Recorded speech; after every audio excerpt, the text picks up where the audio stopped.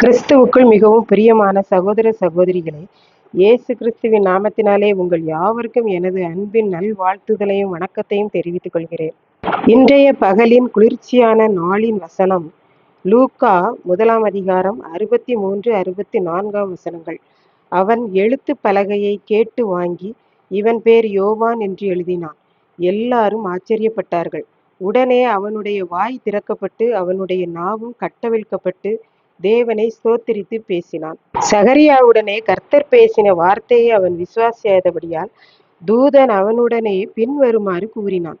கர்த்தர் சொன்னபடி முதிர் வயதான உனக்கு ஒரு குமாரன் பிறப்பான். அவன் பேர் யோவான். இது நிறைவேறும் வரையிலும் நீ பேசக்கூடாதபடிக்கு ஊமையாயிருப்பாய் என்று கூறினான். கர்த்தருடைய தூதன் சொன்ன வார்த்தை நிறைவேறும் போது குழந்தைக்கு தகப்பன் பெயராகிய சகரியா என்பதையே வைக்க போனார்கள்.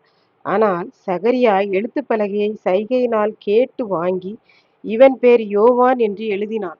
எல்லாரும் ஆச்சரியப்பட்டார்கள். உடனே சகரியாவின் வாய் திறக்கப்பட்டு தேவனை ஸ்தோத்திரித்து பேசினான்.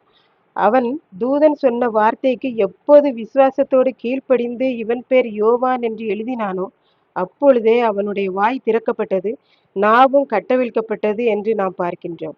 அவனை சுற்றிலும் வாசமாயிருக்கிறவர்களுக்கு பயமுண்டாகத்தக்க அளவுக்கு சகரியாவின் வாழ்வில் அற்புதம் நடந்தது என்று நாம் பார்க்கின்றோம். ஒருவன் ஊமையான ஆவி பிடித்த தன் மகனை இயேசுவிடம் கொண்டு வந்தான். போதகரே, இந்த ஆவியை துரத்திவிட உம்முடைய சீசர்களால் கூடாமல் போயிற்று.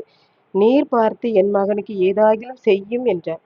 இயேசு அவனிடம், நீ விசுவாசிக்க கூடுமானால் ஆகும், விசுவாசிக்கிறவனுக்கு எல்லாம் கூடும் என்றார். அவன், விசுவாசிக்கிறேன் ஆண்டவரே என்றான்.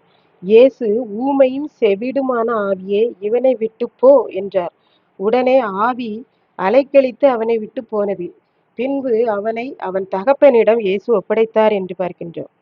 இந்த வார்த்தைகளை கேட்டுக்கொண்டிருக்கிற அருமையானவர்களே, நாமும் கர்த்தருடைய வார்த்தைக்கு கீழ்ப்படிந்து விசுவாசிக்கிற போது நம்முடைய வாழ்விலும் கட்டுகள் அவிழ்க்கப்படுகிறது என்று நாம் பார்க்கின்றோம்.